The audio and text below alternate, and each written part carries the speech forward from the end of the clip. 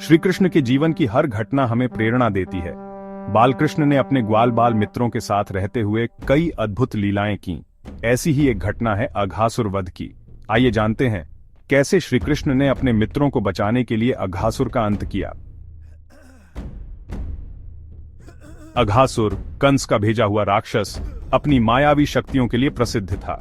वह भगवान श्री कृष्ण को मारने के लिए गोकुल पहुंचा। उसने एक विशाल अजगर का रूप धारण किया और जंगल के बीच में अपने विशाल मुंह को खोलकर रास्ते में बैठ गया। उसका मुंह इतना बड़ा था कि उसमें पूरा ग्वाल बाल दल समा सकता था। श्री कृष्ण के ग्वाल बाल मित्र इस अजगर को देखकर उत्सुक हो गए। वे सोचने लगे, यह तो एक बड़ी गुफा जैसी दिख रही है, चलो अंदर चलते हैं। लेकिन यह गुफा नहीं, बल्कि अघासुर का खुला हुआ मुंह था। जैसे ही ग्वाल बाल अंदर जाने लगे, श्री कृष्ण ने उन्हें रोकने की कोशिश की, लेकिन मित्रों की जिद के आगे श्री कृष्ण कुछ नहीं कर सके। अघासुर ने अपनी चालाकी से सभी ग्वाल बालों को निगलने की योजना बनाई थी। जैसे ही ग्वाल बाल अंदर गए, अघासुर ने अपना मुंह बंद करने की कोशिश की।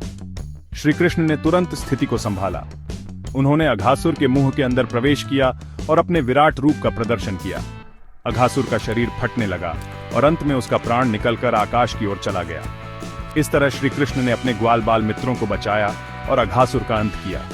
यह घटना देखकर देवता भी श्री कृष्ण की महिमा का गान करने लगे। श्री कृष्ण की लीलाएं केवल चमत्कारों तक सीमित नहीं थीं। उनकी हर लीला में एक गहरी शिक्षा छिपी हुई थी। गोपियों के वस्त्र हरण की यह कथा इसी बात का प्रतीक है। आइए जानते हैं इस अनोखी लीला का रहस्य। गोकुल की गोपियां भगवान श्री कृष्ण की भक्ति में लीन रहती थीं।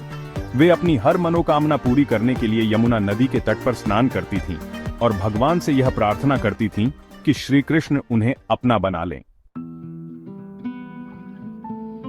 एक दिन श्री कृष्ण ने उनकी भक्ति की परीक्षा लेने की ठानी। जब गोपियां यमुना में स्नान कर रही थीं, तो श्री कृष्ण ने उनके वस्त्र उठा लिए और एक पेड़ पर चढ़ गए। गोपियां यह देखकर परेशान हो गईं।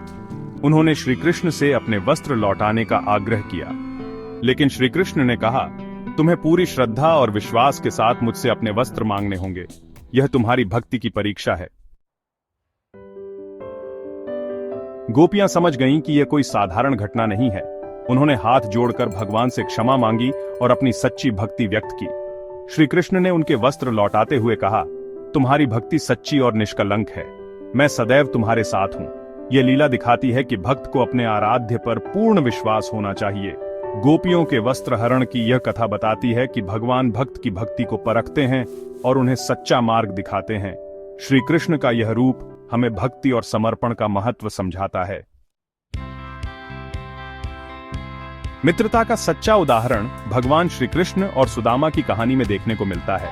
यह कथा हमें सिखाती है कि सच्ची मित्रता में धन दौलत का कोई स्थान नहीं होता। तो आइए जानते हैं श्री कृष्ण और सुदामा की अनमोल मित्रता की कहानी। सुदामा और श्री कृष्ण गुरुकुल के समय से मित्र थे। सुदामा गरीब ब्राह्मण थे, जबकि श्री कृष्ण द्वारका के राजा। लेकिन उनके बीच मित्रता कभी धन दौलत के कारण प्रभावित नहीं हुई। एक दिन सुदामा की पत्नी ने उनसे कहा, तुम द्वारका जाओ और अपने मित्र श्री कृष्ण से मदद मांगो। सुदामा संकोच करते हुए द्वारका पहुंचे। वह श्री कृष्ण के महल के सामने खड़े होकर सोचने लगे, क्या मेरा मित्र मुझे पहचान पाएगा?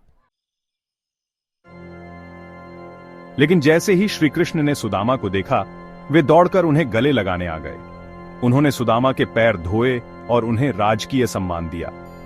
सुदामा ने श्री कृष्ण को उपहार में चावल की एक पोटली दी, जिसे उनकी पत्नी ने बड़ी मेहनत से बनाया था। श्री कृष्ण ने उन चावलों को प्रेम पूर्वक खाया। सुदामा ने अपनी गरीबी की चर्चा नहीं की, लेकिन श्री कृष्ण ने उनके मन की बात समझ ली। जब सुदामा अपने घर लौटे, तो देखा कि उनका टूटा फूटा घर एक भव्य महल में बदल चुका था। उनकी गरीबी समाप्त हो गई थी। सुदामा और श्री कृष्ण की यह मित्रता हमें सिखाती है कि सच्चे मित्र वही होते हैं जो बिना किसी स्वार्थ के एक दूसरे का साथ निभाते हैं। ऐसी कहानियों के लिए हमारे साथ बने रहिए। धन्यवाद दोस्तों। वीडियो पसंद आया तो लाइक करें, कमेंट में बताएं कि आपको क्या पसंद आया और आगे के वीडियोस के लिए सब्सक्राइब करें।